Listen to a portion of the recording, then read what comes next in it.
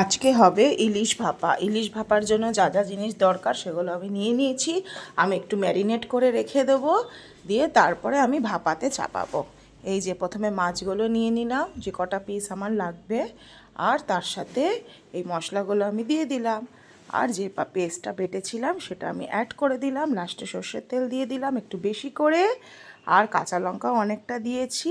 এবার ভালো করে মেখে টেকে একটু রেখে দেবো, আর লাস্টে যে একটু জলটা যেটা ছিল ধোয়া জলটা ওটা দিয়ে দেবো, দিয়ে কিছুক্ষণ এরকম রেখে দেবো। তারপর আমি রান্না চাপাবো। এই যে আমার কমপ্লিট হয়ে গেছে, একবারে গা মাখা কষা একদম ভাপাটা, জাস্ট ইয়ামি। তোমরা টেস্ট করে দেখো, খুবই ভালো লাগবে আশা করি। তোমরা তো আরও এক্সপার্ট রান্নায়, আমি যেটুকু পারি সেটুকু করেছি। আর মাছটাও খুবই ভালো ছিল, একদম ডিমও ছিল না, পেটের ভিতরে পুরো তেল ছিল। আর আমি একটু ড্রাই ড্রাই করে খাবো, জিনিসটা ভালো টেস্ট লাগবে। দেখো মাছটা দেখেছো কত সুন্দর।